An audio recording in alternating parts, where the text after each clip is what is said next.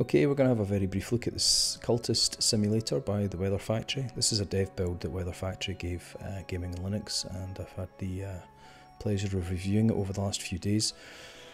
There won't be too many spoilers in this very brief 2 or 3 minute review, but I will be showing you the first few minutes of the game, and if you prefer to explore these things yourself, then look away now. I'm going to begin the game. The game simulates a kind of tabletop that you can drag around with the mouse and zoom in and out. You start with a single card, employment, and we have a single verb here called work. We're going to drag our menial employment into the verb and start that running, and we'll press M to speed up the game. So we finished our shift at the hospital and a couple of things have happened, so we'll pause the game and see what's happened. So halfway through the shift, the head porter beckons you aside. We won't require your services any longer. Here's your last payment. Lost a job, however I've got some funds and I've got some health. We'll collect all of them. And at the moment we've got another thing that's kicked off. A second verb has appeared, and this is a dream verb. So I'm going to recall my dreams. Once again, I dream of a glow beneath the filthy skin of the world, the light through the black wood, the pale door, the old man. Let's see where that goes. You can already tell from the writing that some of the creative talent behind Sunless Seas is responsible for Cultist Simulator. More things have happened here. Let's pause the game with the spacebar again. So it began when I spoke to the old man in hospital. He knew my name, but he's dead now. Of pneumonia. Why do I dream of him still? What is the cobalt light in my dreams? Time is now passing, and sure enough, this is the time verb. So time will pass. But in this particular case, normally what happens with time passing is it just grabs funds. But right now, there's something to my dreams. A change is in the air. So let's have a look at the dreams. And we're recalling the dreams. As I said, we've generated some contentment. And we've got some passion as well, so we'll grab that passion and put that there. Now I could work or dream with health or passion. Put the funds over to one side. These are my two kind of doing verbs. So I'm going to dream, no, I'm going to do some backbreaking unskilled labour. Start that. And then I'm going to dream with passion. And we'll see where that goes. Restart the game. Now I don't have any lore. If I had a lore card, I could drop that in there, and that might change the Moonlit Road dream to something more productive. Let's just wait for these timers to count down, even at fast forward. We're kind of hanging about for this. My contentment only lasts about a minute. It defends against dread, but I'm going to lose it. There it goes. Something else happened here. Time is now passing and we'll grab funds. If I don't have funds, then I'll become ill. However, a bequest has arrived. A letter from a solicitor. The old man at the hospital, the one I dream of, has named me in his will, and I'll hear more soon, in about 25 seconds to be exact. However, I've got a couple of things happening right now. First of all, my back-breaking labour has fatigued my health, granted me some vitality, which will last 3 minutes, and granted me some funds, which is a result. My dream finished, but now it's changed from the moonlight road to the crowds of sleep. Rumpled fields, the wink of a river, a tingling chill. Whereas it can go good or bad here, and it's bad. Hersalt's nightmare, down I go. And as a result of that nightmare, I won't read all of that out, I've now exhausted my passion, which is a nightmare. Literally, and we've generated some dread. A bequest arrives, has completed. The old man has bequeathed me a sum of the money. So we have a bequest, and we have 9 funds, which I'm not going to take out one by one, and we've got some reason now, which we can dream about or use to work. I'm going to collect all of that. And this has unlocked the study verb.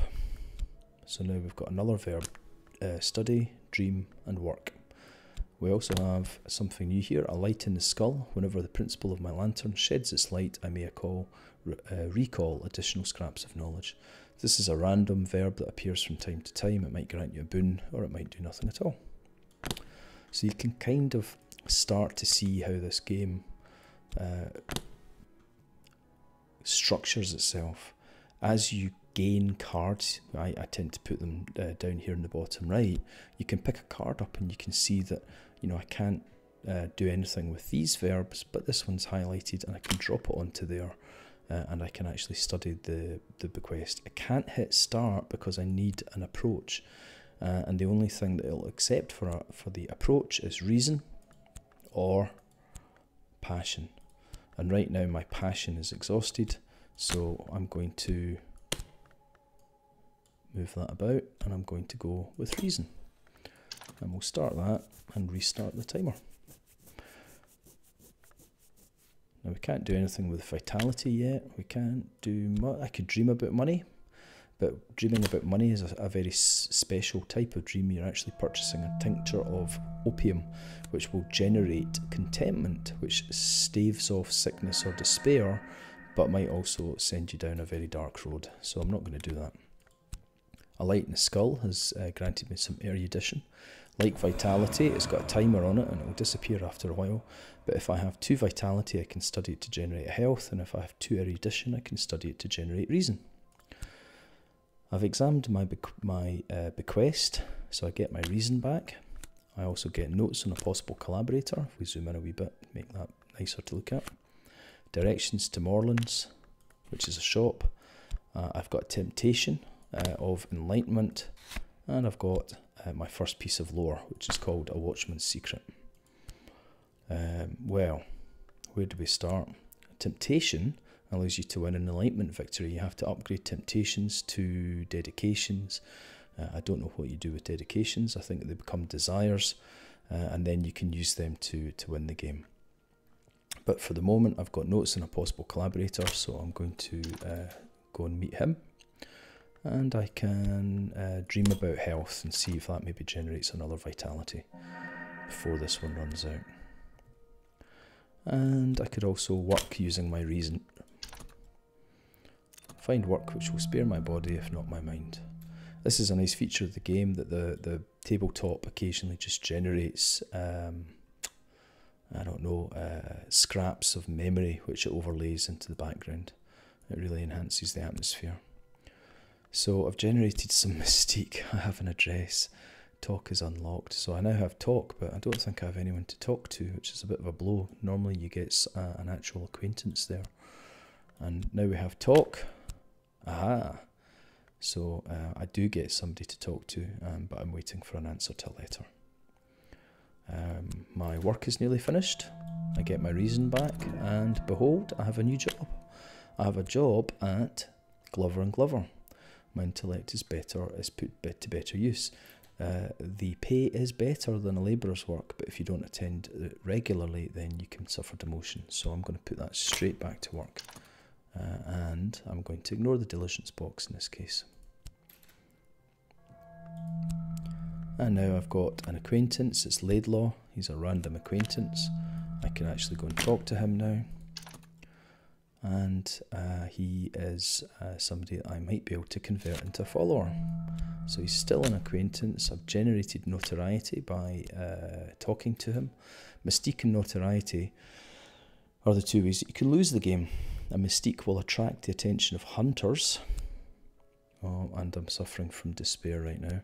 I didn't notice that popping up. That's going to be hard to get rid of unless I generate contentment somehow. So mystique generates the attention of hunters, and then notoriety lets them build a case against you. You can see that these only last about 5 minutes each, but they can be a bit of a pain if you can't get rid of them. Incredibly, my early night, where I slept on health, has not only given me my health back, but look at this, it's also generated contentment, which is great, because once this runs out, it will automatically grab my contentment to cancel it out. So that was quite timely. There goes my vitality. Oh, and it's all happening now. We've got some work at Glover and Glover, has generated some funds. We'll just go straight back to work there.